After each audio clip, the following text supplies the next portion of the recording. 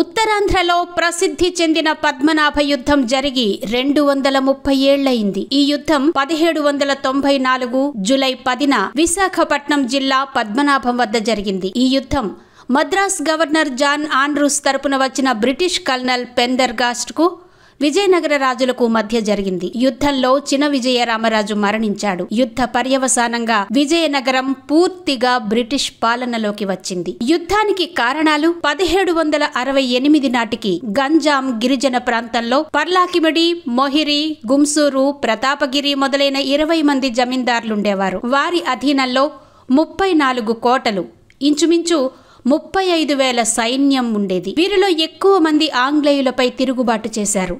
వీరిలో కొందరికి కొండలకు ఎగువనున్న మన్యం ప్రాంతంలో కోటలుండేవి. అందువలన ఓడిపోయిన జమీందారులు ఈ కోటలలో తలదాచుకుని తిరుగుబాటును కొనసాగించారు. విజయనగర రాజు ఆనంద గజపతిరాజు మరణం తర్వాత చిన విజయరామరాజు జమీందారయ్యాడు.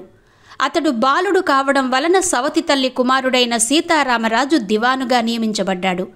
చిన విజయరామరాజుకు యుక్త వయస్సు రాగానే సీతారామరాజును దివాన్ పదవి నుండి తొలగించాడు. అందుకు ఆగ్రహించిన దివాన్ ఆంగ్లేయులతో చేతులు కలిపాడు. 1759-68 మధ్యకాలంలో విజయరామరాజు గంజాం, విశాఖపట్నం ప్రాంతాలలోని అనేక మంది జమీందారులను ఓడించి వారిని కారాగారంలో బంధించి వారి భూముల్ని ఆక్రమించి నిరంకుశంగా పాలించసాగాడు. ఒప్పందం ప్రకారం చెల్లించవలసిన కప్పాన్ని ఇంకాస్త పెంచి అదనంగా చెల్లించాలని, సైన్యం సంఖ్య తగ్గించుకోవాలని విజయనగర పాలకుడు చిన విజయరామరాజును బ్రిటిష్ వాళ్లు డిమాండ్ చేశారు. బ్రిటిష్ వాళ్లు బకాయిలుగా డిమాండ్ చేస్తున్న 1,50,000 పెస్కాలను తాను చెల్లించవలసిన అవసరం లేదని, ఒప్పందం ప్రకారం చెల్లించాల్సిన కప్పం మొత్తం ఇప్పటికే చెల్లించానని, సైన్యం సంఖ్య ఎలాంటి పరిస్థితుల్లోనూ తగ్గించబోనని బ్రిటిషర్లకు విజయరామరాజు గట్టిగా సమాధానమిచ్చాడు. దాంతో ఆగ్రహించిన బ్రిటిష్ వారు విజయనగరాన్ని ఆక్రమించారు.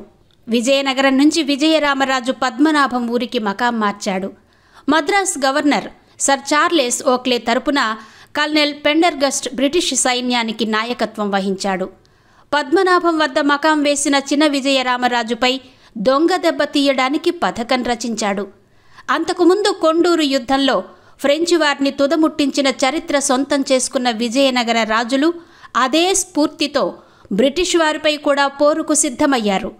అనంత పద్మనాభస్వామి సన్నిధిలోనే వ్యూహ రచన చేసి పోరుబాట పట్టారు. విజయనగర రాజుల తిరుగుబాటు సమాచారాన్ని తెలుసుకున్న బ్రిటిష్ ప్రభుత్వం కలవరపాటుకు గురైంది. దీన్ని అణచివేసేందుకు 1794 మే 29వ తేదీన కల్నల్ పెండర్గాస్ట్ నేతృత్వంలోని 5 కంపెనీల సైన్యాన్ని భీమిలి ప్రాంతంలో మోహరించింది.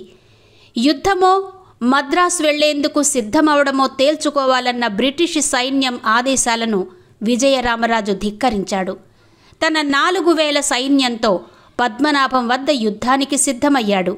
విజయరామరాజు ఒకవైపు బ్రిటిష్ దౌత్యవేత్తలతో రాయబారం నడుపుతూ సామరస్యపూర్వక పరిష్కారానికి ప్రయత్నిస్తున్న తరుణంలోనే అర్ధరాత్రి వేళ దాడికి బ్రిటిష్ వాళ్లు రంగం సిద్ధం చేసుకున్నారు.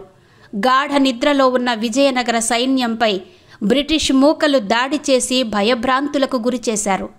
పరిస్థితిని అంచనా వేసిన విజయరామరాజు తన వెంట వచ్చిన సైన్యంతో కలిసి తెల్లదొరలపై జూలై 10వ తేదీన పోరాడాడు. అయితే విజయనగరం సైనికుల్లో ఒకడు శత్రుసేనానితో చేతులు కలపడంతో దొంగదారిలో వచ్చి తెల్లదొరలు కురిపించిన గుండ్ల వర్షానికి చిన విజయరామరాజుతో పాటు సుమారు 300 మంది సైనికులు, సామంతరాజులు నేలకొరిగారు.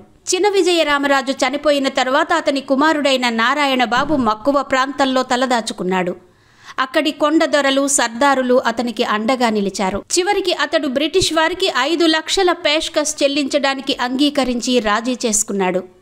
ఆంగ్లేయులు విజయనగరాన్ని ఆక్రమించిన తరువాత కారాగారంలో బంధించబడిన జమీందారులకు విముక్తి కలిగించారు. వారి భూములను వారి అధీనం చేసి వారితో ప్రత్యేక ఒడంబడికలు చేసుకున్నారు. సాధారణ శకం 1802లో వారి జమీనులకు శాశ్వత శిస్తు నిర్ణయ విధానం అమలు జరపబడింది.